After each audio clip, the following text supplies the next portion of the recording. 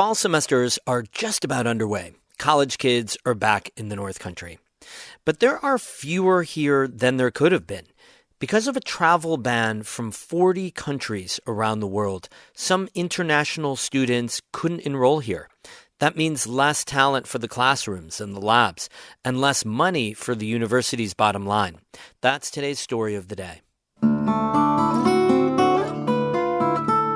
Support for Story of the Day comes from Long Run Wealth, an SEC-registered investment advisor in Lake Placid, providing comprehensive wealth management, retirement, and financial planning solutions. LongRunWealth.com. And the Devlin Inn and Suites, Lake Placid, welcoming families, athletes, and groups to the Olympic Village, offering Adirondack mountain views and dog-friendly accommodations. TheDevlinNY.com. Hey, I'm David Sommerstein. It's Wednesday, August 19th. First up, gun rights groups are suing New York State over a new law they say bans the sale of a popular pistol. The New York Public News Network's Jimmy Vielkind reports. The new law prohibits gun shops from selling pistols that state officials say can be easily converted into machine guns. A new lawsuit claims that will take popular models by Glock off the market in violation of the Second Amendment. State Senator Mark Walczyk is a Republican from Watertown. He says it's already illegal to own a converted pistol, so the new law isn't necessary. Walczyk accused Democrats of trying to put gun shops out of business. They're playing a game with firearms dealers and with law-abiding citizens to infringe on their Second Amendment rights. Governor Hochul says converted pistols have been recovered at crime scenes around the state. She says the new law makes the state safer, and she'll defend it in court. In Albany, I'm Jimmy Vielkind for the New York Public News Network. A new legislative scorecard details how every New York State lawmaker voted on key environmental bills this year. Kimberly Izar has that story for the New York Public News Network. The report by environmental justice group Environmental Advocates New York ranks every New York senator and assembly member against their environmental records during the latest state budget. Vanessa Fagins-Turner, executive director of Environmental Advocates New York, says she hopes the public uses the scorecard to hold their elected officials accountable. Legislators have a power that the rest of us mere mortals don't have. They can vote. And what we do with our scorecard is track how everybody we elect to office to serve in New York State uses their vote to protect and conserve our environment, our water, and our clean air and climate. The report released on Monday comes after Governor Kathy Hochul weakened the state's landmark climate law earlier this year. In Liberty, I'm Kimberly Izar for the New York Public News Network. It's now easier to rent a kayak or canoe to paddle the Racket River in Potsdam. The Village of Potsdam installed a $17,000 kayak and canoe rental kiosk at Ives Park. The village administrator told trustees at their board meeting earlier this week that the kiosk should be up and running soon once glitches with the credit card terminal are worked out.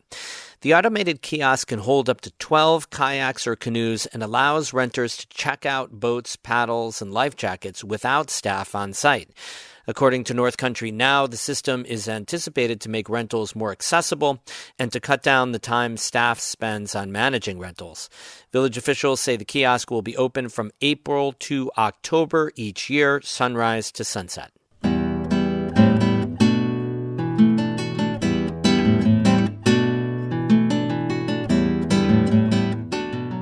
More than 50,000 international students attend universities across the United States. An expanded travel ban issued by the Trump administration last December restricted entry and visas for people from 40 countries. For many international students in the North Country, it's meant choosing between going home to see their families or staying in the U.S. until they graduate. NCPR intern Iram Twana Chifchi reports. Ahmed Tamimi is a Palestinian student at St. Lawrence University in Canton. He's a rising sophomore, but already serves as student government secretary and community assistant. So I'm a psychology major here at St. Lawrence. I'm also triple minoring in political science, communication, and statistics. Tamimi hasn't traveled home since the Trump administration issued a travel ban, including Palestine last year.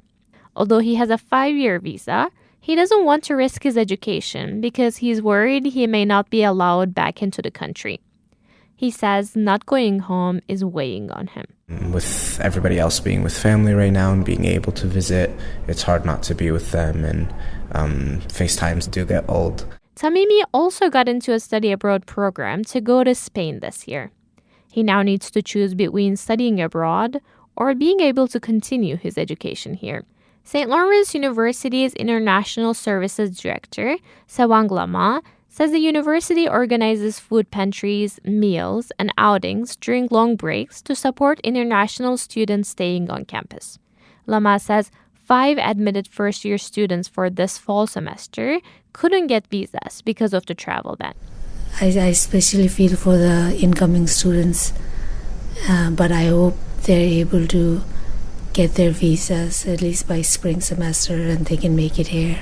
Lama says another group of students has been affected by separate Ebola-related travel restrictions covering 3 East African countries. Some traveled home before those restrictions took effect and are now struggling to return to campus. The North Country is home to more than a dozen university campuses.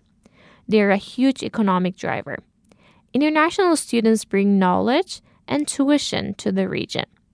Lenore Van Jersey, SUNY Canton Vice President, says international students also add to the sense of belonging and community on campus. They play on our athletic teams. They serve in campus roles as campus leaders, and they work in campus offices. She says out of their population of 50 to 60 international students, SUNY Canton lost 12 last academic year after changes in immigration policy. Clarkson University in Potsdam hosts perhaps the most international students in the North Country. The university declined to comment for this story, but professors report an increased challenge getting international students to fill their labs and research programs. Susanna Woodson works at the President's Alliance on Higher Education and Immigration.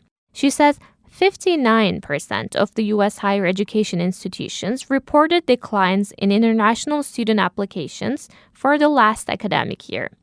She says this decline is not entirely due to the travel ban, but it was a major factor.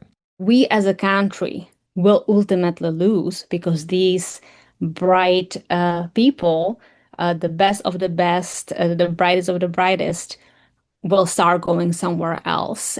Woodson says other countries are now investing in attracting international students. And they're not just the traditional study abroad destinations like Canada and the United Kingdom, but also emerging destinations such as Germany and China. The effects of the travel ban can extend even beyond graduation.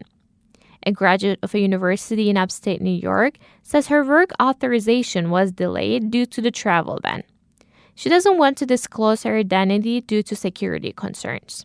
Same time, it just feels like no matter what I do, no matter how much how much of an effort I make, my passport will always go for any of that. And I think that feels really unfair. The student is starting a master's degree in Washington, D.C. this fall. She says she's really grateful for all the opportunities this country has given her, but she also works hard to earn her place. I can't even vote. I'm at the mercy of everybody else. Many international students who can't leave the country are spending their summers in the North Country doing internships and research. But they also keep weighing whether to stay in the U.S. to continue their education or look elsewhere for a more certain future. For North Country Public Radio, I'm Miram Tuana Chifchi in Canton. Thanks so much to Tuana for all her great work this semester. She's on to her senior year at St. Lawrence University. Good luck, Tuana. We have more news all the time on our website, ncpr.org. Music today by Eddie Lawrence of Saranac Lake and Oscar Sarmiento of Potsdam. Thanks very much to Richard Haller for filling in while I was away. I'm David Sommerstein, North Country Public Radio.